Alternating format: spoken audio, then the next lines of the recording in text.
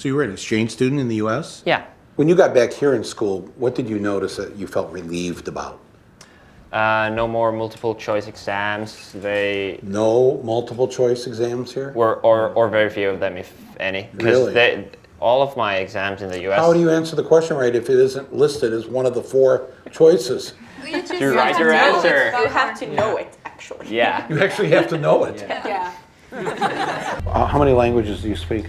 English, yeah. Swedish, Spanish. Finnish and Swedish. Finnish, English, and German. French, German. Finnish and English. English. Swedish, and French, and Spanish. If there was one thing I heard over and over again from the Finns, it was that America should stop teaching to a standardized test. We got rid of poetry. Really? Yeah. Why? It's a waste of time. When are they ever going to learn? When are they ever going to speak as poets when they're adults? How does that help them get a job? Civics isn't even on the test. So now schools are dropping Really? civics. Yes. Civics, American civics. Okay. Unbelievable. They figure now about 1/3 of the school time the students are in school is spent preparing for the standardized test. And so they've eliminated a lot of things that aren't on the test. So music is gone, art is gone, poetry is gone. Yeah, in many schools. But school is about finding your happiness, finding a way to learn what makes you happy.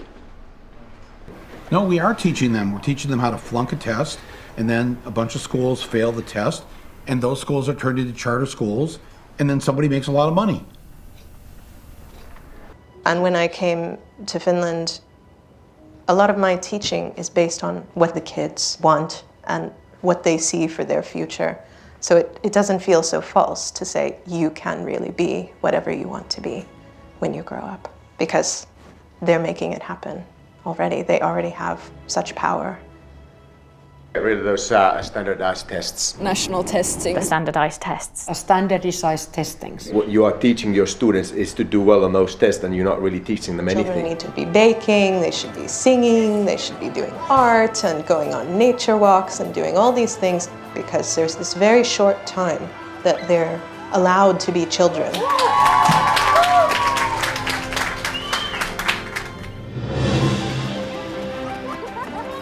We try to teach them everything that they need so that they could actually use their brain as well as they can. If you don't have standardized tests here in Finland, how do you know which schools are the best? And, people need a list. It is illegal in Finland to set up a school and charge tuition. That's why, for the most part, private schools don't exist. And what that means is that the rich parents have to make sure that the public schools are great. In the United States, education is a business. There are corporations making money. Here, it's so student-centered that when we had to redo our playground, they had the architects come in and talk to the kids. Were they listened to? Yes, there are things on our playground that the students really wanted. When we move to a new city, we never ask where the best school is. It's never a question. So nobody has to shop for schools. There's nothing different in any of our schools. They are the same.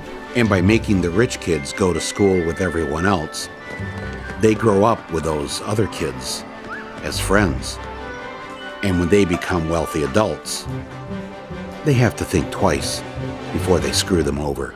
The neighborhood school is the best school. It is not different than the school which can be, for example, situated in the town center, because all the schools in Finland, they are all equal. Being in school here is more independent. We're treated more like adults than in the United States. Yeah. I mean, we don't need a hall pass to go to the bathroom during class. Yeah. It's not that we have figured out something that nobody else has done in education. That's wrong.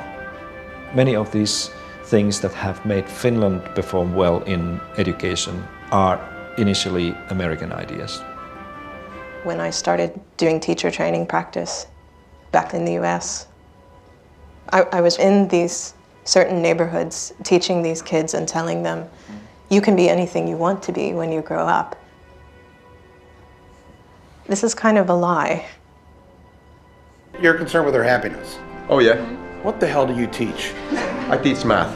So the math teacher says the first thing out of your mouth of what you wanted these students to get out of school was to be happy, to have a happy life. Yeah.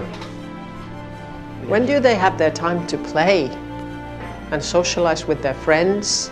We try to teach them to think for themselves and to be critical to what they're learning.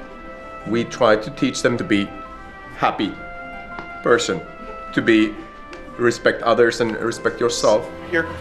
And grow as human beings. Because there's so much more life around than just school. You want them to play? I want children to play. And that was the principle.